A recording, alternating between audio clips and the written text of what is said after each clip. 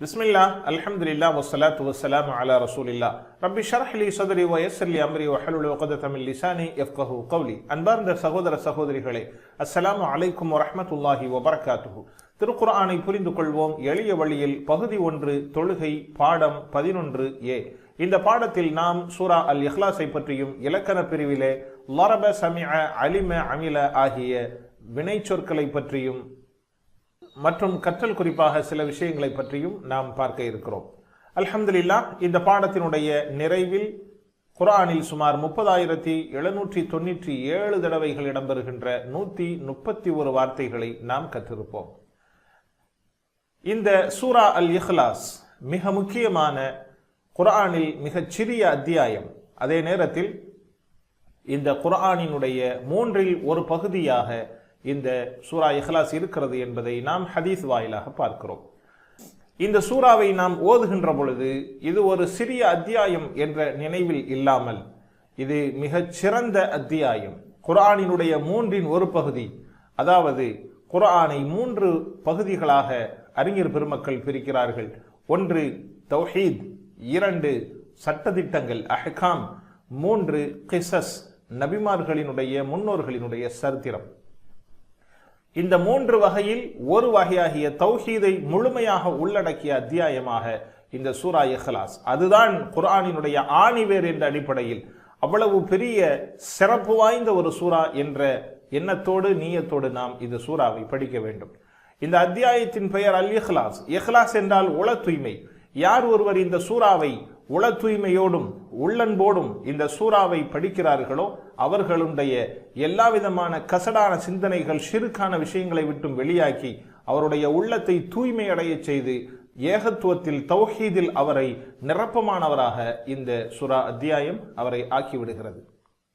அடிப்படையான சில கேள்விகளுக்கு இந்த சூரா பதிலாகவும் இருக்கிறது. அதாவது நாம் யாரை வணங்க வேண்டும், வணங்க தகுந்தவன் எப்படிப்பட்டவனாக இருக்கிறான் என்பதற்கான கேள்விகளுக்கெல்லாம் விடையை தரக்கூடியதாக இருக்கிறது.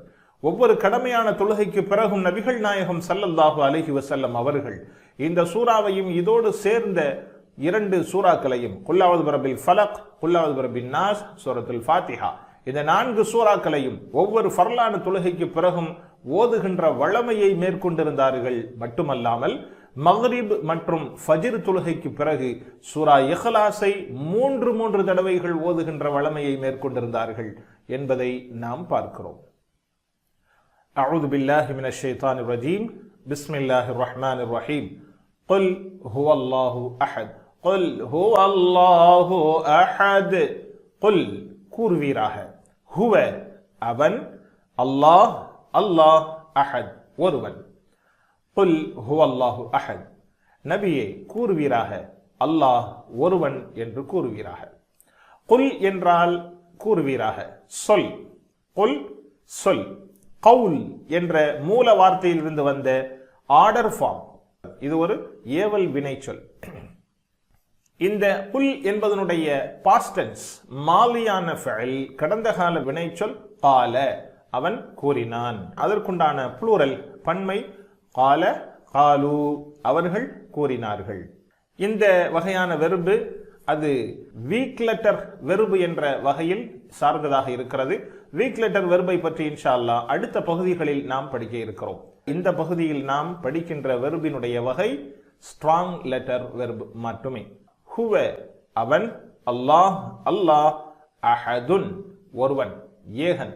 அஹத் என்ற வார்த்தை குர்ஆனில் சுமார் 14 தடவைகள் இடம்பெறுகிறது. தனித்தவன், ஒருவன் என்ற பொருளை தாங்கியதாக இருக்கிறது. அஹத், வாஹித், தௌஹீத் இவைகளெல்லாம் ஒரே பொருளை தாங்கிய வேறு வேறு வார்த்தைகள். அஹத் என்றால் ஒருவன், தனித்தவன். வாஹித் என்றால் ஒன்று. வாஹித், இஸ்னானி, ஸலாஸ, அர்பா சொல்கிறோம் அல்லவா, அந்த நம்பரினுடைய முதலாவதாக வருகின்ற 1 என்ற பொருளுக்கு வாஹித். அஹத் என்றாலும் ஒன்று, ஒருவன், இவைகளை குறிக்கக்கூடியதாக இருக்கிறது. வாஹித் என்ற வார்த்தைக்கு முதலாமானவன் என்பதையும் சொல்லலாம். குல் ஹுவல்லாஹு அஹத். அல்லாஹ் அவன் தனித்தவன். அல்லாஹ் எந்தெந்த விஷயங்களில் தனித்தவன்? அல்லாஹ்வினுடைய சில விஷயங்களுக்கு யாருமே ஈடாக ஆக முடியாது. அதாவது அவன் தன்னுடைய நிர்வாகத்தில் தனித்தவன். நிர்வாகத்திற்கு வேறு யாரும் அவனோடு கூட்டாக ஆக முடியாது. அவனுக்கு எந்த விதமான தேவையும் இல்லை. மனைவியோ தந்தையோ மகனோ யாரும் தேவையில்லாத தனித்தவனாக இருக்கிறான். இரண்டாவது, பண்புகளில் தனித்தவன். அவனையன்றி யாராலும் மறைவான ஞானங்களை தெரிந்து கொள்ள முடியாது. பார்வை அவனை போன்று பார்க்கவோ, அவனை போன்று கேட்கவோ, அவனை போன்று மறைவான விஷயங்களை சிந்திப்பதோ அறிவதோ யாராலும் முடியாது. ஆக அவனுடைய பண்புகளில் தனித்தவன். அதே போன்று அவனது உரிமையில் தனித்தவன். வணங்குகின்ற உரிமை அவனுக்கு மட்டும்தான் உண்டு. அடியார்களினுடைய வணக்கத்திற்கான உரிமையை பெற்றவன் அல்லாஹ் மட்டும்தான். வேறு யாருக்கும் எந்த அடிப்படையிலும் நாம் வணங்கவே முடியாது என்ற உரிமையில் அவன் தனித்தவன். அதுபோன்று தனது ஆற்றலில் அவன் தனித்தவன். உதாரணமாக, ஒரு விஷயத்தை சட்டமாக இயற்றுவதும், அதை மாற்றுவதும், அதை அழிப்பதும், போக்குவதும் எல்லாம் அவனுக்கு மட்டுமே உரிமையானதாக இருக்கிறது. ஒரு மதுபானத்தை குடிக்க கூடாது என்கின்ற சட்டமாக ஆக்குவது அல்லாஹுக்கு மட்டும்தான் உரிமை இருக்கிறது தவிர்த்து வேறு யாராலும் அந்த சட்டத்தில் குறுக்கீடு செய்ய முடியாது. நபிமார்களாலும் கூட சுய விருப்பத்தின் அடிப்படையில் எந்த ஒன்றையும் சட்டமாக ஆக்க முடியாது என்பதை குர்ஆனினுடைய பிற வசனங்களின் வாயிலாக நாம் பார்க்கிறோம். ஆக முஸ்லிம் அல்லாதவ மக்களுக்கு மத்தியிலே நாம் வாழ்கிறோம் என்றால் இவைகளையெல்லாம், இந்த அல்லாஹினுடைய பண்புகள், சட்டங்கள், உரிமைகளை எல்லாம் மக்களுக்கு நயமான முறையிலே கொண்டு போய் சேர்க்க வேண்டிய, விளங்க வேண்டிய பொறுப்பு நமக்கு இருக்கிறது என்பதை நாம் புரிந்து கொள்ள வேண்டும். இந்த வசனம் நம் வாழ்வில் பிரதிபலிப்பதற்காக பின்வருகின்ற விதிகள், அதாவது ஏற்கனவே நாம் சொன்னதை போன்று அல்லாஹ்விடத்திலே பிரார்த்திக்க வேண்டும். யா அல்லாஹ், உன்னை மட்டுமே ஒருவனாக ஏற்றுக்கொள்ள, உன்னை மட்டுமே கடவுளாக, நீ ஒருவன் தான் கடவுள் என்று உன்னை ஏற்றுக்கொள்ள, உன்னை மட்டுமே வணங்குவதற்கு எனக்கு அருள் புரிவாயாக என்று நாம் அல்லாஹ்விடத்திலே துஆ செய்ய வேண்டும். நாம் நம்மை மதிப்பீடு செய்து பார்க்க வேண்டும். நாம் எவ்வளவு தூரம் அல்லாஹ்விடத்திலே இந்த எண்ணத்தோடு நாம் இருக்கிறோம். நாம் எல்லா விஷயத்திலேயும் அல்லாஹுவை மட்டுமே கடவுளாக ஆக்கியிருக்கிறோமா? குர்ஆனினுடைய கூற்றுப்படி அல்லாஹ் அல்லாதவர்களுக்கு அடிபணிவோமேயானால் அவர்களுக்கு நாம் கடவுளுடைய அந்தஸ்தை கொடுத்தவர்களாக ஆகிவிடுகிறோம். அல்லாஹ் பாதுகாப்பானாக. உதாரணமாக, மன இச்சைகளுக்கு கட்டுப்பட்டு அவைகளினுடைய விருப்பத்தின் அடிப்படையில் நாம் செய்து விடுவோமேயானால், ஷைத்தானுடைய தூண்டலுக்கு பலியாகி ஷைத்தானுடைய விருப்பத்தை நிறைவேற்றுபவர்களாக ஆகிவிடுவோமேயானால், இதுவெல்லாம் அவர்களை கடவுளாக ஆக்கியதற்கு சமானமாக ஆகிவிடுகிறது என்று அல்லாஹ் அல் குர்ஆனிலே சொல்லுகிறான். அல்லாஹ் நம்மை பாதுகாப்பானாக. எனவே பிறர்களை நாம் உயர்வாக மதிப்பதற்காக, மன இச்சைக்கு கட்டுப்பட்டு நடப்பதற்கோ, ஷைத்தானுடைய தூண்டலுக்கு பலியாகி விடுவதற்கோ காரணம் என்ன? நம்மளுடைய தீய நட்பு, தீய பழக்க வழக்கங்கள், இன்டர்நெட், டிவி போன்ற இந்த பொருள்களினால், இந்த விஷயங்களினால் நாம் நம்மளுடைய கண்ட்ரோலை இழந்து விட்டவர்களாக நாம் அடிமையாக ஆகிவிடுகிறோம். எனவே திட்டமிட வேண்டும். இந்த தீய பழக்கங்கள், தீய நட்புகள், இவைகள் அனைவர்களை விட்டும் நாம் விலகி இருக்க வேண்டும். மேலும் இந்த குர்ஆனிலிருந்து கிடைத்த செய்திகளை கொண்டு நல்லமல் செய்யவும், நல்ல விஷயங்களிலே ஈடுபடவும் திட்டமிட வேண்டும். பிறர்களுக்கு இதை பரப்பவும் வேண்டும். இந்த சூரா குல் என்ற வார்த்தையை கொண்டு துவங்குகிறது என்றால், குல் கூறுவீராக. இந்த சூறாவை படிக்கின்ற அத்துணை பேர்களுக்குமான ஒரு ஆர்டராக, ஒரு ஏவலாக இது ஆகிவிடுகிறது. இந்த சூறாவை நாம் படிக்கிறோம் என்றால் இந்த செய்தியை கொண்டு மக்களுக்கு சேர்க்க வேண்டிய பொறுப்பு நமக்கு இருக்கிறது என்பதை புரிந்து கொண்டு, நான்காவதான விஷயம், குர்ஆனை அடுத்தவர்களுக்கு, இந்த சூறாவின் செய்திகளையும் குர்ஆனினுடைய வசனங்களின் விஷயங்களையும் பிறருக்கு நாம் பரப்ப வேண்டும். இவைகளை எல்லாம் உணர்ந்து சொல்லுங்கள் பார்க்கலாம். கொல், நபியே கூறுவீராக. ஹுவ, அவன், அல்லாஹ், அல்லாஹ், அஹத், தனித்தவன், ஒருவன். குல் ஹுவ அல்லாஹு அஹத், நபியே சொல்லுங்கள் அல்லாஹ் ஒருவன் என்று சொல்லுங்கள். அல்லாஹ் அஸ்ஸமத், அல்லாஹ் அல்லாஹ் அஸ்ஸமத், எவ்வித தேவையும் அற்றவன். அல்லாஹு ஸமத், அனைவருக்கும் அனைத்து தேவைகளையும் நிறைவேற்றி வைப்பவன், அனைவருக்கும் அவனது தேவை அவசியமானவன். ஆனால் அல்லாஹுவோ வேறு யாரின் பக்கமும் எந்த தேவையும் ஆகாதவன் என்பதை நாம் இந்த சூறாவில் இருந்து புரிந்து கொள்ள வேண்டும். அல்லாஹ் தேவையற்றவன், அதாவது அவனுக்கு யாருடைய அல்லது எதனுடைய தேவையும் இல்லை. அவனுக்கு ஒருபோதும் தூக்கமோ, களைப்போ, சோர்வோ, தளர்வோ எதுவும் ஏற்பட போவதும் இல்லை. நாம் இங்கே உணர்ந்து பார்க்கலாம். மனிதன் உட்பட கோடிக்கணக்கான படைப்புகள் அல்லாஹினுடைய கிருபை, கருணை, பரிவு, இடைவிடாத அவனுடைய அருளின் மூலமே உயிர் வாழ்ந்து கொண்டிருக்கிறோம். நாம் இவ்வாறு அல்லாஹ்விடத்திலே துஆ செய்ய வேண்டும். யா அல்லாஹ், நீ ஒருவனே கடந்த காலத்திலும் எங்களது தேவைகளை பூர்த்தி செய்தாய், இப்பொழுதும் தேவைகளை பூர்த்தி செய்து கொண்டிருக்கிறாய், பின்வரும் காலங்களிலேயும் எங்களது தேவையை பூர்த்தி செய்வாயாக.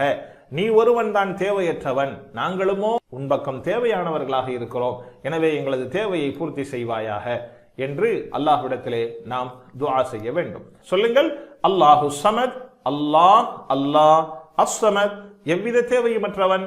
அல்லாஹ் அல்லாஹ் அஸ்ஸமத், எவ்வித தேவையுமற்றவன்.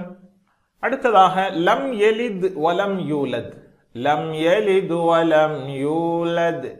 லம் யலித் அவன் யாரையும் பெற்றெடுக்கவில்லை, வலம் மேலும் இல்லை, யூலத் பெறப்படுகின்றான், மேலும் யாராலும் அவன் பெறப்படவும் இல்லை.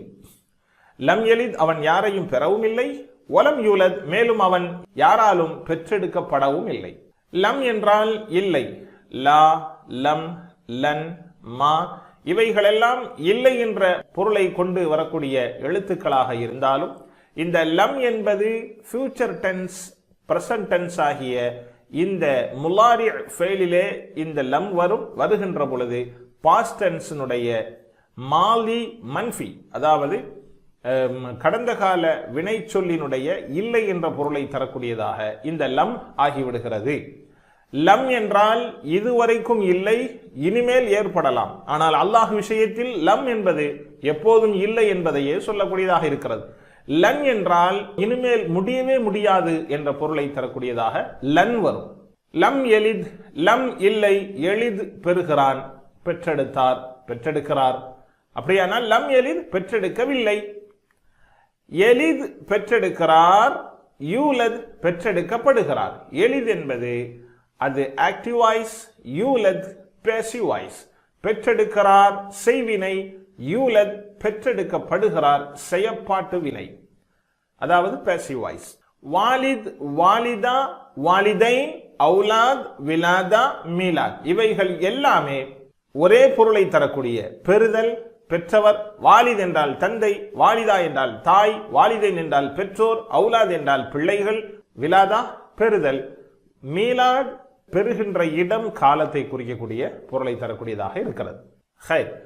இந்த வசனத்தின் பொருள், அல்லாஹ் இதுவரை நிரந்தரமாக இருந்தவன், இனியும் நிரந்தரமாக நிலைத்திருப்பவன்.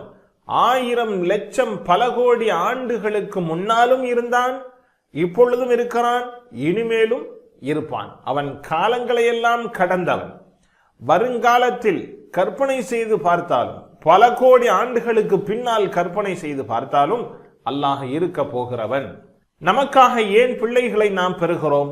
நம்மளுடைய வயோதிக காலத்தில் நாம் களைப்பையோ அல்லது இயலாமையோ சோர்வையோ அடைகின்ற பொழுது இந்த களைப்பை நீக்கி உற்சாகப்படுத்துவதற்காக நமக்கு பிள்ளைகள் அவசியம். நம்மளுடைய வயோதிக காலத்திற்கு பிறகு நம்மளுடைய தேவைகளை நிறைவேற்றுவதற்கு பிள்ளைகள் அவசியம். நாம் நம்மளுடைய லட்சியத்தை நிறைவேற்றுவதற்கு நமக்கு பிள்ளைகள் அவசியம். ஆக நாம் குறிப்பிட்ட அனைத்து பலவீனங்களை விட்டும் அல்லாஹ் நீங்கியவனாக இருக்கிறான், அல்லாஹ் பரிசுத்தமானவனாக இருக்கிறான். அவனுக்கு களைப்பு சோர்வு என்று எதுவும் நடக்கப் போவதில்லை, அவன் வயோதிகனாக மாறப்போவதும் இல்லை, இயலாமை என்கின்ற ஒன்று அவனுக்கு கிடையவே கிடையாது. எனவே அவனுக்கு பிள்ளைகள் அவசியமில்லை. இந்த வசனத்தை நாம் ஓதுகின்ற பொழுது ஈசா அலைஹிஸ்ஸலாம் அவர்களை அல்லாஹுவின் ஆண்மகன் என்ற கோட்பாடில் இருக்கின்ற 200 கோடி கிறிஸ்துவ மக்களிடம் இந்த உண்மையான தகவலை கொண்டு போய் சேர்க்க வேண்டிய கடமை நமக்கு இருக்கிறது என்கின்ற எண்ணத்தோடு இந்த வசனத்தை நாம் படிக்க வேண்டும். அல்லாஹ் எந்த பிள்ளையும் இல்லாதவன் என்று அல்லாஹ் சொல்கிறானே, ஆனால் ஒரு கூட்டத்தார்கள் ஆண்மகனாக ஈசா அலைஹிஸ்ஸலாம் அவர்களையும் பெண் மக்களாக மலக்குமார்களையும் சொல்லிக் கொண்டிருக்கின்றார்களே, இவர்களையெல்லாம் நாம் இந்த செய்திகளை கொண்டு அவர்களிடத்திலே சேர்க்க வேண்டுமே என்ற கவலையோடும் அக்கறையோடும் இந்த வசனத்தை நாம் ஓத வேண்டும். லம் யலித் வலம் யூலத். லம் யலித் அல்லாஹ் யாரையும் பெற்றெடுக்கவும் இல்லை, வலம் யூலத் மேலும் அல்லாஹ் யாராலும் பெற்றெடுக்கப்படவும் இல்லை. சொல்லுங்கள், லம் யலித் யாரையும் அவன் பெற்றெடுக்கவில்லை, வலம் யூலத் மேலும் யாராலும் அவன் பெற்றெடுக்கப்படவும் இல்லை. லம் யலித் அல்லாஹ் யாரையும் பெறவும் இல்லை, வலம் யூலத் மேலும் அல்லாஹ் யாராலும் பெற்றெடுக்கப்படவும் இல்லை. வலம் யகுன் லஹு குஃபுவன் அஹத். வலம் யகுன் மேலும் இருக்கவில்லை, லஹு அவனுக்கு குஃபுவன் நிகர், அஹதுன் ஒருவர் ஒருவரும். வலம் யகுல் லஹு குஃபுவன் அஹத், ஒருவரும் அவனுக்கு நிகராக இருக்கவில்லை. வலம் யகுன், வ மேலும், லம் இல்லை, யகுன் இருக்கிறார், வலம் யகுன் மேலும் இருக்கவில்லை. தனியாக யகுன் என்றால் இருக்கிறார், லம் இணைகின்ற பொழுது இருக்கவில்லை என்ற பொருளை தரக்கூடியதாக இருக்கிறது. லஹு அவனுக்கு, அவனுக்கு உரியது. நாம் ஏற்கனவே படித்திருக்கிறோம். லஹு லஹும், லக லீ, லகும் லனா, பெண்பாலாக லஹா. லஹு அவனுக்கு, அவனுக்குரியது. லகும் தீனுக்கும் வலியதீன் என்று அல்லாஹ் குர்ஆனிலே சொல்வதை போல, உங்களுக்கு உங்களது மார்க்கம், எனக்கு எனது மார்க்கம் என்ற வசனத்தில் அல்லாஹ் சொல்வதை போல லஹு அவனுக்குரியது. குஃபுவன், குஃபு என்றால் சமம், ஒத்த பண்புகளை கொண்டிருத்தல். அதாவது திருமண காரியங்களில் அறிஞர்கள் சொல்லுவார்கள், மாப்பிள்ளை வீட்டாரும் பெண் வீட்டாரும் சமமாக இருக்க வேண்டும். ஏற்றத்தாழ்வு இருந்தால் அந்த வாழ்வு இனிக்காது, சுமூகமாக செல்லாது என்று சொல்வதை போல. ஆக திருமணத்தில் சமமாக இருப்பதை போன்று இங்கே சமம், அல்லாஹ்விற்கு நிகராக, ஒரே தன்மை கொண்டவர்களாக, ஒரே பண்பை கொண்டவர்களாக, அஹதுன் ஒருவரும் எவரும் எதுவும் இல்லை. அல்லாஹ் இந்த அத்தியாயத்தினுடைய ஆரம்பத்தை அஹத் என்ற வசனத்தை கொண்டு துவங்கி அஹத் என்ற வசனத்தோடு முடிக்கிறான். ஆக அஹத் என்ற வார்த்தை அல்லாஹுக்கு மட்டுமே உரியதாக இருக்கிறது. குல் ஹுவல்லாஹு அஹத், ஒருவன், அல்லாஹுக்கு மட்டுமே உரியது. வலம் யகுல் லஹு அஹத், எவரும் ஒருவரும். ஆக அஹத் என்ற வார்த்தை அல்லாஹுக்கு மட்டுமே உரித்தானது. இந்த வசனத்தினுடைய கருத்தினை, படிப்பினை நாம் பார்ப்போம். இந்த பண்புகளில் அல்லாஹுவிற்கு நிகராக யாருமே ஆக முடியாது. நிர்வகித்தல், பண்புகள், உரிமைகள், ஆற்றல், இவைகளில் அல்லாஹ்விற்கு நிகராக யாருமே வர முடியாது. பறந்து விரிந்திருக்கின்ற இந்த பிரபஞ்சத்தை நாம் சற்று சிந்தித்து பார்க்கலாம். பல கோடி கிலோமீட்டர் பரப்பளவை கொண்ட இந்த பூமியில் காணும் இடமெல்லாம் அல்லாஹ்வினுடைய படைப்புகள் மாத்திரமே இருக்கிறது. அல்லாஹ் படைத்தவைகள் மட்டும்தான் இந்த மண்ணிலே இருக்கதை தவிர்த்து வேறு எவரும் படைப்பாற்றல் கொண்டவராக இல்லை. அல்லாஹ்வினுடைய அரசாட்சி மட்டும்தான் இந்த மண்ணிலே இருக்கிறதை தவிர்த்து வேறு எவராலும் அல்லாஹ்வினுடைய ஆற்றலுக்கு நிகர்மிக்கவராக வரவே முடியாது. பூமியை பார்க்கலாம், பூமி குடும்பத்தை பார்க்கலாம், அதுபோன்று வானம், வானமண்டலம், சூரிய குடும்பம், அதையும் தாண்டி பால்வெளி, இப்படியாக வானத்திற்கு மேலே மேலே மேலே போனாலும் பூமிக்கு கீழே கீழே கடல், கடலுக்கு அடியில், மொத்தமாக நமக்குள்ளேயும் அல்லாஹ்வினுடைய படைப்பை தவிர்த்து வேறு எதுவும் கிடையாது. வஃபீக்கும் அஃபலா துபுசிரூன் என்று அல்லாஹ் சொல்வதை போல உங்களிலே நீங்கள் சிந்திக்க வேண்டாமா என்று அல்லாஹ் சொல்கிறார். இந்த வசனத்தை முன்னிறுத்தி நாம் அல்லாஹ்விடம் துஆ செய்வோம். யா அல்லாஹ், வாழ்க்கையின் அனைத்து பகுதிகளிலேயும் உன்னை மட்டுமே இறைவனாக ஏற்றுக்கொள்வதற்கு எங்களுக்கு நீ உதவி செய்வாயாக. நீயே எங்களுக்கு போதுமானவன் என்ற நம்பிக்கை வலுவாக எங்களுக்கு தருவாயாக. மதிப்பீடு நாம் செய்து பார்ப்போம். அதிகாரம் அல்லது வலிமை மிக்க நபர்களுக்கு மத்தியில் நாம் இருக்கின்ற பொழுது அல்லாஹு மட்டும்தான் ஆற்றல், பண்பு, வல்லமை மிகுந்தவன் என்ற எண்ணத்தோடு நாம் இருக்கிறோமா, அல்லது இந்த ஆற்றல் பண்பை வேறு யாருக்காவது நாம் சேர்த்து பார்க்கிறோமா என்று நாம் மதிப்பீடு செய்து பார்ப்போம். திட்டமிடுவோம். குர்ஆனின் வசனங்களில் வந்திருக்கக்கூடிய அல்லாஹ்வின் பண்புகள் குறித்து ஆழமாக சிந்திப்பதற்கு நாம் திட்டமிடுவோம். அப்பொழுதுதான் அல்லாஹுவை நாம் முழுமையாக, அவனுடைய பண்புகளை, அவனுடைய மாண்புகளை நாம் முழுமையாக புரிந்து கொள்ள முடியும். இந்த வசனங்களின் ஊடாக கிடைத்த நல்ல திருப்தியை, அனுபவத்தை பிறருக்கும் நாம் மக்களுக்கு பகிர்ந்து அளிப்போம், பிறருக்கு நாம் பகிர்வோம். ஒவ்வொரு தொழுகைக்கு பிறகும் சூரா இஹ்லாஸை ஓதுவதை ஒரு சஹாபி வழமையாக கொண்டிருந்தார்கள். இன்னொரு ரிவாயத்தில் ஒவ்வொரு ரக்காத்திலும் எந்த சூறாவை ஓதினாலும் அந்த சூறாவோடு இணைத்து குல் ஹுவல்லாஹு அஹத், சூரத்துல் இஹ்லாஸை ஓதுகின்ற வழமையை கொண்டிருந்தார் ஒரு சஹாபி. நபிகள் நாயகம் ஸல்லல்லாஹு அலைஹி வஸல்லம் அவர்களிடத்தில் இந்த செய்தியை சொல்லப்பட்டு அவர்கள் அந்த சஹாபியை அழைத்து கேட்கிறார்கள், ஏன் இவ்வாறு செய்கிறீர்கள் என்று கேட்டபொழுது அதற்கு அந்த சஹாபி சொன்னார்கள், நாயகமே, நான் அந்த சூறாவை விரும்புகிறேன், அதை நான் அதிகம் ஓத வேண்டும் என்று நேசிக்கிறேன் என்று சொன்ன பொழுது நபி ஸல்லல்லாஹு அலைஹி வஸல்லம் அவர்கள் சொன்னார்கள், நீங்கள் அதனை விரும்புவதால் அது உங்களை சொர்க்கத்திற்கு அழைத்து செல்லும் என்று சொன்னார்கள் என்று நாம் பார்க்கிறோம். எனவே கலப்படமற்ற தூய்மையான தூது செய்திகளை அல்லாஹ் நமக்கு தந்தமைக்காக உளமாற அல்லாஹ்விற்கு நாம் நன்றி செலுத்துவோம். நம்மை படைத்தவன் யார், அவன் நம்மிடமிருந்து எதை எதிர்பார்க்கிறான் என்பதை நாம் இந்த வசனங்களின் வாயிலாக நாம் புரிந்து கொள்கிறோம். எனவே இந்த செய்தியை நாம் பெற்றிருக்கவில்லை என்றால் நாம் தீய காரியங்களில், தீய சிந்தனைகளில் ஈடுபட்டிருப்போம். ஆகவே இந்த சூறாவை ஓத நாம் பிரியப்பட வேண்டும். இதனுடைய கருத்துக்களை ஆழமாக நமது மனதிலே பதிவு செய்து கொள்ள வேண்டும். நாம் ஒரு சராசரி மனிதனாக இருக்கிறோம் என்று வைத்துக் கொள்வோம். நமக்கு உறவுக்காரராக ஒரு அரசியல்வாதியோ அல்லது ஒரு பெரும் தலைவரோ அல்லது ஒரு விளையாட்டு வீரனோ இருந்தால், நாம் செல்லும் இடமெல்லாம் அந்த நம்மை அறிமுகப்படுத்தும் போதெல்லாம் நான் இந்த விளையாட்டு வீரரின் உறவுக்காரன் அல்லது இந்த அரசியல்வாதியின் உறவுக்காரன் என்று நாம் சொல்லுவோமா, சொல்ல மாட்டோமா? நன்றாக யோசித்து பார்க்க வேண்டும். நம்மளுடைய கண்ணியம் உயர்வதற்காக நாம் இப்படி சொல்லி நம்மை அறிமுகப்படுத்துவதுதான் வழமையாக இருக்கிறது. எனவே நம்மையெல்லாம் படைத்த, நம்முடைய ஆற்றலையெல்லாம் படைத்திருக்கின்ற, நமக்கான சக்தியும் ஆற்றலும் மரியாதையையும் தந்திருக்கின்ற அல்லாஹுவின் அடிமை என்று நாம் சொல்லுவதில் நாம் எவ்வளவு தயக்கம் காட்டிக் கொண்டிருக்கிறோம். நாம் எங்கேயாவது நாம் அல்லாஹுவின் அடிமை, எல்லா ஆற்றலும் மிக்க வல்லமை மிக்க அல்லாஹுவின் அடிமை என்று நாம் சொல்லுகிறோமா? எனவே அவனை நினைக்கவும் அவன் புகழ் பரப்பவும் நாம் பாக்கியம் செய்தவர்களாக அல்லாஹ் நம்மை ஆக்க வேண்டும் என்று துஆ செய்வோம்.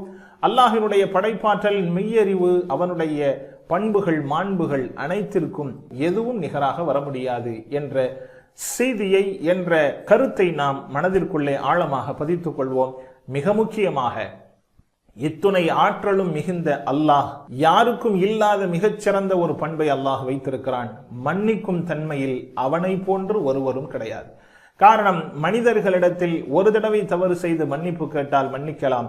2 தடவை தவறு செய்தாலே 2ஆம் தடவை மன்னிப்பதற்கு மனிதன் யோசிப்பான். ஆனால் பல தடவைகள் தவறு செய்தாலும், அல்லாஹ்விடம் எத்துணை தடவைகள் நாம் மன்னிப்பு கேட்டாலும் அவன் நமக்கு மன்னிப்பதற்கு தயாராக இருக்கிறான். நாம் அவனிடம் மன்னிப்பை கேட்பதையே அவன் விரும்புகிறான்.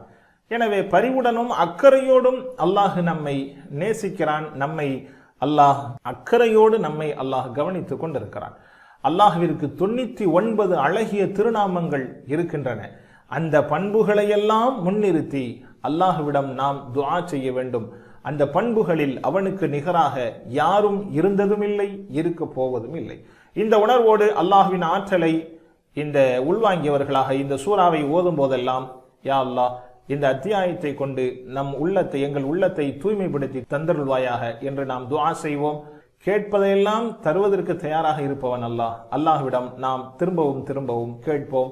நல்ல தன்மைகளோடும் பண்புகளோடும் இருப்பதற்கு அல்லாஹ்விடம் பிரார்த்திப்போம்.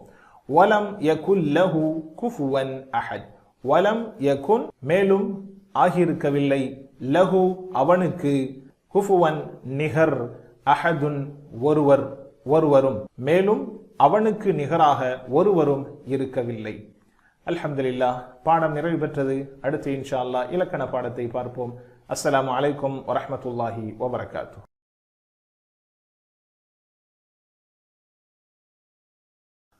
பிஸ்மில்லாஹ், அல்ஹம்துலில்லாஹ், வஸ்ஸலாத்து வஸ்ஸலாமு அலா ரசூலில்லாஹ். ரப்பி ஷ்ரஹ் லி ஸத்ரி வ யஸ்ஸிர் லி அம்ரி வஹ்லுல் உக்ததம் மின் லிசானி யஃப்கஹு கௌலி. அன்பார்ந்த சகோதர சகோதரிகளே, அஸ்ஸலாமு அலைக்கும் வரஹ்மத்துல்லாஹி வபரகாத்துஹு. திருக்குர்ஆனை புரிந்து கொள்வோம் எளிய வழியில், பகுதி 1 தொழுகை, பாடம் 11B இலக்கணம். இந்த பாடத்தில் நாம் கடந்த கால வினைச்சொல் மாலி, அதிலே லரப, சமிஅ, அலிம, அமில ஆகிய வெர்புகளை பற்றி நாம் பார்க்க இருக்கிறோம். பெரும்பாலும் நாம் இலக்கணத்தை டிபிஐயின் மூலமாக படித்துக் கொண்டிருக்கிறோம். டிபிஐ என்றால் என்ன? கேளுங்கள், பாருங்கள், சிந்தியுங்கள், கூறுங்கள், காட்டுங்கள், விருப்பத்துடன் செய்யுங்கள், சேர்ந்து செய்யுங்கள். கடந்த கால பாடத்தை பற்றி நாம் இப்பொழுது ஒரு சிறிய மேற்பார்வை பார்ப்போம். அரபி வார்த்தைகள் 3 வகைப்படும். 1 இஸ்ம், 2 ஃபஅல், 3 ஹர்ஃப். இஸ்ம், ஃபஅல், ஹர்ஃப். இஸ்மினுடைய அடையாளமாக ஆரம்பத்தில் அல் அல்லது கடைசியில் உன், அன், இன் அல்லது பன்மையாக இருந்தால் ஊன், ஈன், ஆத் ஆகியவைகளை நாம் பார்த்தோம். இப்பொழுது இந்த பிரதி பெயர் சொற்களாகிய ஹூ, ஹும், க, இ, கும்னா என்பது இஸ்மோடு இணைகின்ற பொழுது கிதாபுஹு, கிதாபுஹும், கிதாபுக்க, கிதாபி, கிதாபுக்கும், கிதாபுனா என்று இணையும். அது ஹர்ஃபோடு இணைகின்ற பொழுது மின்ஹு, மின்ஹும், மின்க, மின்னி, மின்கும், மின்னா என்று இணைவதை நாம் பார்க்கிறோம். அடுத்து நாம் படித்துக் கொண்டிருக்கிறோம் வினைச்சொல். பெரும்பாலும் அசல் 3 எழுத்தை கொண்ட வினைச்சொல் அதிகமாக குர்ஆனிலே நாம் பார்க்கிறோம். உதாரணமாக ஃபஅல, ஃபதஹ, நஸர, லரப ஆகிய வெர்புகளை நாம் பார்க்கிறோம். வெர்பு அரபி மொழியில் வினைச்சொற்கள் 3 வகைப்படுகிறது. ஒன்று மாலி, கடந்த கால வினைச்சொல், அதாவது நடந்து முடிந்தது. 2 முல்லாரி, நடந்து கொண்டிருப்பது, நடக்க இருப்பது. 3வது அம்ரு. இப்பொழுது மாலியை பற்றி நாம் படித்துக் கொண்டிருக்கிறோம். மற்றவைகளை இன்ஷா அல்லாஹ் பின்னால் பார்க்கலாம். நாம் படித்தோம் ஏற்கனவே. ஃபஅல, அவன் செய்தான். ஃபஅலு, அவர்கள் செய்தார்கள். ஃபஅல்த, நீ செய்தாய். ஃபஅல்து, நான் செய்தேன். ஃபஅல்தும், நீங்கள் செய்தீர்கள். ஃபஅல்னா, நாங்கள் செய்தோம். சொல்லுங்கள் பார்க்கலாம். ஃபஅல, அவன் செய்தான். ஃபஅலு, அவர்கள் செய்தார்கள். ஃபஅல்த, நீ செய்தாய். ஃபஅல்து, நான் செய்தேன். ஃபஅல்தும், நீங்கள் செய்தீர்கள். ஃபஅல்னா, நாங்கள் செய்தோம். இன்னொரு தடவை. ஃபஅல, அவன் செய்தான். ஃபஅலு, அவர்கள் செய்தார்கள். ஃபஅல்த, நீ செய்தாய். ஃபஅல்து, நான் செய்தேன். ஃபஅல்தும், நீங்கள் செய்தீர்கள். ஃபஅல்னா, நாங்கள் செய்தோம். ஃபஅல, ஃபஅலு, ஃபஅல, ஃபஅலு, ஃபஅல்த, ஃபஅல்து, ஃபஅல்த, ஃபஅல்து, ஃபஅல்தும், ஃபஅல்னா, ஃபஅல்தும், ஃபஅல்னா. மாஷா அல்லாஹ். இந்த ஃபஅல, ஃபஅலு என்ற இந்த வார்த்தைகள் குர்ஆனில் 26 தடவையும், அமைப்புகள் குர்ஆனில் சுமார் 9000 தடவையும் இடம்பெறுவதை நாம் பார்க்கிறோம். உதாரணமாக நாம் படித்தோம் ஃபஅலவை போன்று. நஸர, அவன் உதவினான். நஸரு, அவர்கள் உதவினார்கள். நஸர்த, நீ உதவினாய். நஸர்து, நான் உதவினேன். நஸர்தும், நீங்கள் உதவினீர்கள். நஸர்னா, நாங்கள் உதவினோம். நஸர, அவன் உதவினான். நஸரு, அவர்கள் உதவினார்கள்.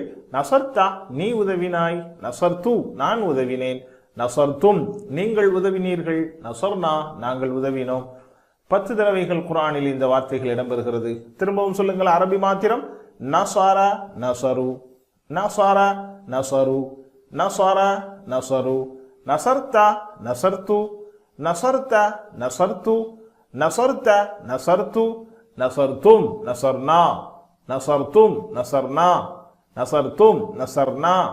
மாஷா அல்லாஹ். ஹலக, அவன் படைத்தான். ஹலகு, அவர்கள் படைத்தார்கள். ஹலக்த, நீ படைத்தாய். ஹலக்து, நான் படைத்தேன். ஹலக்தும், நீங்கள் படைத்தீர்கள். ஹலக்னா, நாங்கள் படைத்தோம். ஹலக, அவன் படைத்தான். ஹலகு, அவர்கள் படைத்தார்கள். ஹலக்த, நீ படைத்தாய். ஹலக்து, நான் படைத்தேன். ஹலக்தும், நீங்கள் படைத்தீர்கள். ஹலக்னா, நாங்கள் படைத்தோம். அரபியை மாத்திரம் சொல்லுங்கள். خلق خلقوا خلق خلقوا خلق خلقوا خلقت خلقت خلقت خلقت خلقت خلقت خلقتم خلقنا خلقتم خلقنا خلقتم خلقنا. மாஷா அல்லாஹ். இந்த வார்த்தைகள் குர்ஆனில் சுமார் 150 தடவைகள் இடம்பெறுகிறது. ذكر, அவன் நினைவு கூர்ந்தான். ذكروا, அவர்கள் நினைவு கூர்ந்தார்கள். ذكرت, நீ நினைவு கூறினாய். ذكرت, நான் நினைவு கூறினேன். ذكرتم, நீங்கள் நினைவு கூறினீர்கள். ذكرنا, நாங்கள் நினைவு கூறினோம். ذكر ذكروا ذكر ذكروا ذكر ذكروا ذكرت ذكرت ذكرت ذكرت ذكرت ذكرت ذكرتم ذكرنا ذكرتم ذكرنا ذكرتم ذكرنا. மாஷா அல்லாஹ். அடுத்ததாக அபத, அவன் வணங்கினான். அபது, அவர்கள் வணங்கினார்கள். அபத்த, நீ வணங்கினாய். அபத்து, நான் வணங்கினேன். அபத்தும், நீங்கள் வணங்கினீர்கள். அபதுனா, நாங்கள் வணங்கினோம். அபத அபது அபத அபது அபத அபது அபத்த அபத்து அபத்த அபத்து அபத்த அபத்து அபத்தும் அபதுனா அபத்தும் அபதுனா அபத்தும் அபதுனா. மாஷா அல்லாஹ். இந்த வார்த்தை குர்ஆனில் சுமார் 5 தடவைகள் இடம்பெறுகிறது.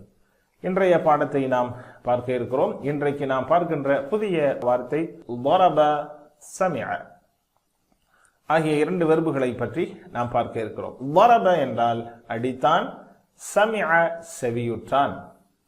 லரப அடித்தான் இன்னொரு பொருள். லரப மஸலன் குர்ஆனிலே நாம் அதிகமாக பார்க்கிறோம்.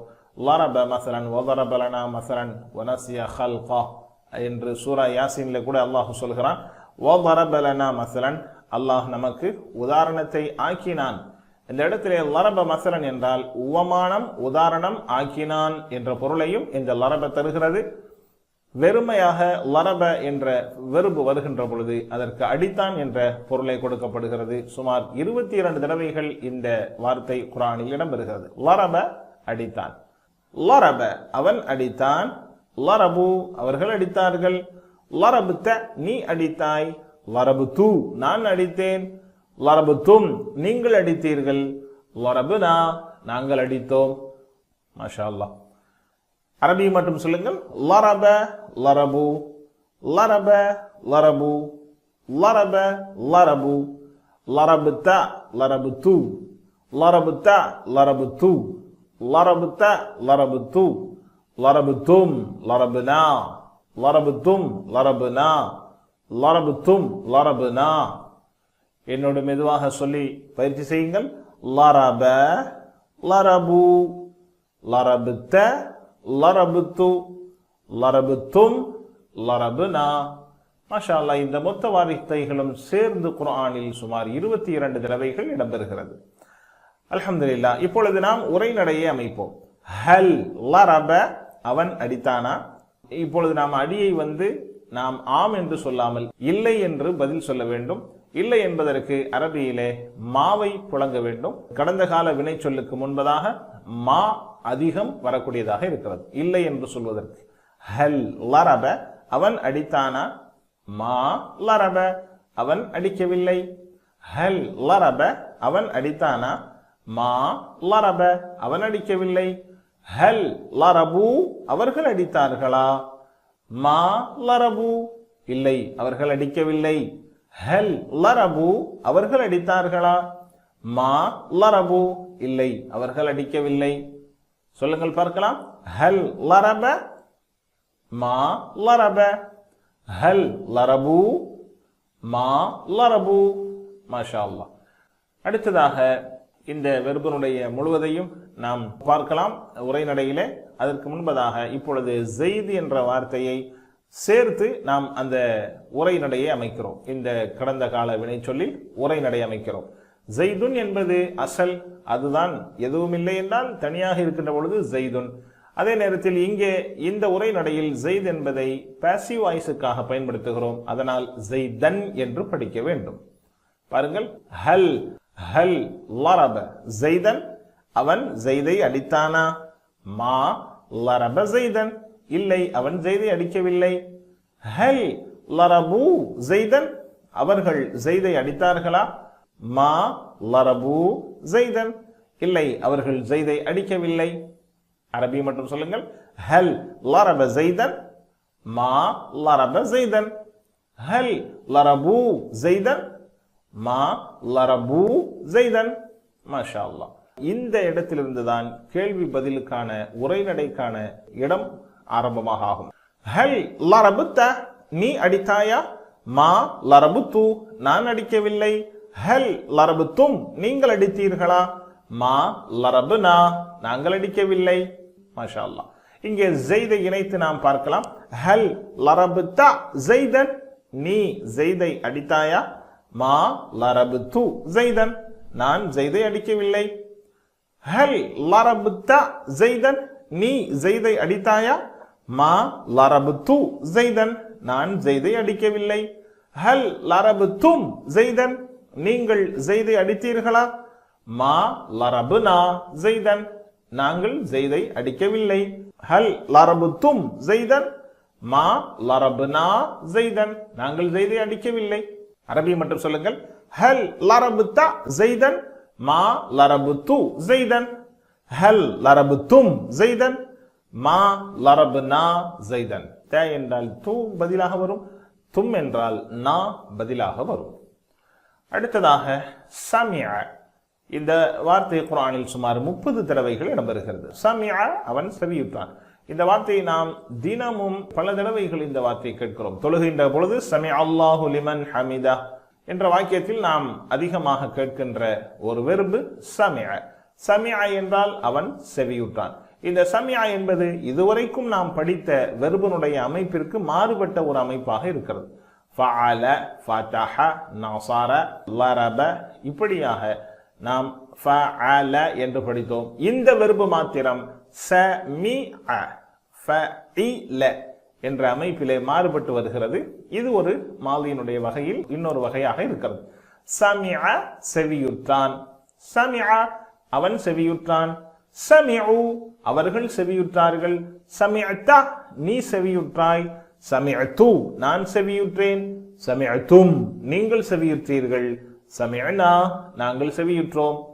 இன்னொரு தடவை, சமிஅ அவன் செவியுற்றான், சமிஉ அவர்கள் செவியுற்றார்கள், சமிஅத நீ செவியுற்றாய், சமிஅது நான் செவியுற்றேன், சமிஅதும் நீங்கள் செவியுற்றீர்கள், சமிஅனா நாங்கள் செவியுற்றோம்.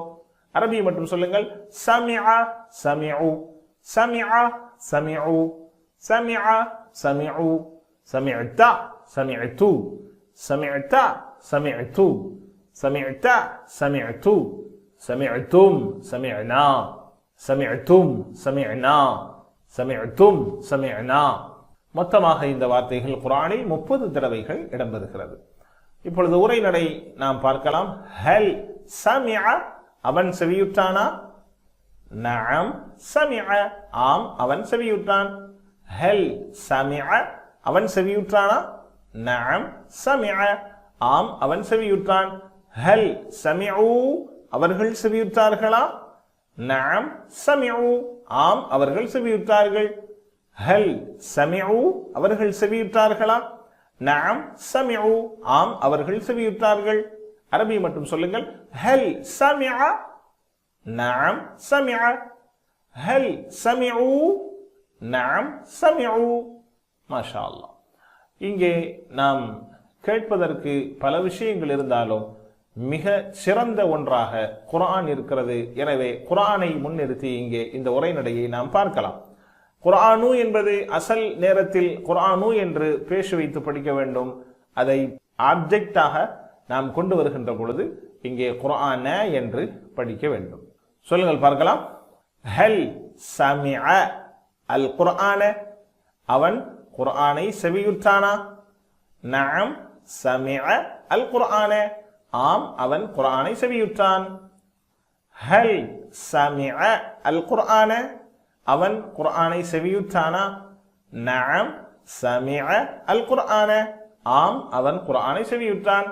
ஹல் சமிஉ அல் குர்ஆன் அவர்கள் குர்ஆனை செவியுற்றார்களா? நஅம் சமிஉ அல் குர்ஆன் ஆம் அவர்கள் குர்ஆனை செவியுற்றார்கள். ஹல் சமிஉ அல் குர்ஆன் நஅம் சமிஉ அல் குர்ஆன் அவர்கள் குர்ஆனை செவியுற்றார்களா? ஆம் அவர்கள் குர்ஆனை செவியுற்றார்கள். அரபி மாத்திரம் சொல்லுங்கள். ஹல் சமிஅ அல் குர்ஆன நஅம் சமிஅ அல் குர்ஆன். ஹல் சமிஉ அல் குர்ஆன் நஅம் சமிஉ அல் குர்ஆன். இங்கே நாம் சேர்த்து இணைத்து படிக்க முடியும். ஹல் சமிஅ அல் குர்ஆன நஅம் சமிஅ அல் குர்ஆன என்று சேர்த்து நாம் படிக்க முடியும். ஆனால் இங்கே புதிதாக நாம் பயிற்சி எடுக்கின்ற காரணத்தினால் ஹல் சமிஅ அல் என்று அந்த இல்லும் இந்த இல்லும் இணைந்து வருவது கொஞ்சம் குழப்பத்தை ஏற்படுத்திவிடும் என்பதற்காக பயிற்சியினால் முதலாவதாக நாம் படிக்கின்ற காரணத்தினால் இங்கே அல் குர்ஆன என்று தனியாக நாம் படிக்கிறோம். ஆக குர்ஆன என்றாலும் குர்ஆன் என்றாலும் இந்த இடத்திலே ஆப்ஜெக்டிவாக கொண்டு வந்திருக்கின்ற இந்த குர்ஆனினுடைய அசல் குறியீடு ந என்று இங்கே வந்துவிடும். இதை நாம் சுருக்குவதற்காக குர்ஆன் என்று நாம் சொல்கிறோம். ஹல் சமிஅ அல் குர்ஆன் நஅம் சமிஅ அல் குர்ஆன். ஹல் சமிஉ அல் குர்ஆன் நஅம் சமிஉ அல் குர்ஆன். அடுத்ததாக ஹல் சமிஅத நீ செவியுற்றாயா? நஅம் சமிஅது ஆம் நான் செவியுற்றேன். ஹல் சமிஅத நீ செவியுற்றாயா? நஅம் சமிஅது ஆம் நான் செவியுற்றேன். ஹல் சமிஅத நீ செவியுற்றாயா? நஅம் சமிஅது ஆம் நான் செவியுற்றேன். ஹல் சமிஅதும் நீங்கள் செவியுற்றீர்களா? நஅம் சமிஅனா ஆம் நாங்கள் செவியுற்றோம். ஹல் சமிஅதும் நீங்கள் செவியுற்றீர்களா? நஅம் சமிஅனா ஆம் நாங்கள் செவியுற்றோம். அரபி மட்டும் சொல்லுங்கள். ஹல் சமிஅத நஅம் சமிஅது. ஹல் சமிஅதும் நஅம் சமிஅனா. மாஷா அல்லாஹ். அல் குர்ஆன் என்ற வார்த்தையை இணைத்து இப்பொழுது நாம் கேள்வி பதிலை பார்க்கலாம். ஹல் சமிஅத அல் குர்ஆன? நஅம் சமிஅது அல் குர்ஆன. ஹல் சமிஅத அல் குர்ஆன? நீ குர்ஆனை செவியுற்றாயா? நஅம் சமிஅது அல் குர்ஆன. ஆம், நான் குர்ஆனை செவியுற்றேன். ஹல் சமிஅதும் அல் குர்ஆன? நீங்கள் குர்ஆனை செவியுற்றீர்களா? நஅம் சமிஅனா அல் குர்ஆன். ஆம், நாங்கள் குர்ஆனை செவியுற்றோம். ஹல் சமிஅதும் அல் குர்ஆன? நீங்கள் குர்ஆனை செவியுற்றீர்களா? நஅம் சமிஅனா அல் குர்ஆன். ஆம், நாங்கள் குர்ஆனை செவியுற்றோம். அரபி மட்டும் சொல்லுங்கள். ஹல் சமிஅத அல் குர்ஆன? நஅம் சமிஅது அல் குர்ஆன. ஹல் சமிஅதும் அல் குர்ஆன? நஅம் சமிஅனா அல் குர்ஆன. மாஷா அல்லாஹ். ஹைர். இன்றைக்கு வீட்டு பாடமாக அலிம அமில ஆகிய இரண்டு வெர்புகளை நாம் பார்க்கிறோம். அலிம அவன் அறிந்தான். அலிம அலிமு. அலிம அலிமு. அலிம அவன் அறிந்தான். அலிமு அவர்கள் அறிந்தார்கள். அலிம்த நீ அறிந்தாய். அலிம்து நான் அறிந்தேன். அலிம்தும் நீங்கள் அறிந்தீர்கள். அலிம்னா நாங்கள் அறிந்தோம். இந்த பாடத்தினுடைய அரபியை, இதனுடைய உரைநடையை நீங்கள் பயிற்சி எடுத்து பார்க்க வேண்டும் என்பதற்காக ஹோம்ஒர்க்காக இதை உங்களுக்கு நாம் தருகிறோம். அதே போன்று அமில அவன் செயல் புரிந்தான். அமிலு அவர்கள் செயல் புரிந்தார்கள். அமில்தா நீ செயல் புரிந்தாய். அமில்து நான் செயல் புரிந்தேன். அமில்தும் நீங்கள் செயல் புரிந்தீர்கள். அமில்னா நாங்கள் செயல் புரிந்தோம். இரண்டு வெர்பையும் அரபி மட்டும் சொல்லுங்கள் பார்க்கலாம். அலிம அலிமு. அலிம அலிமு. அலிம்த அலிம்து.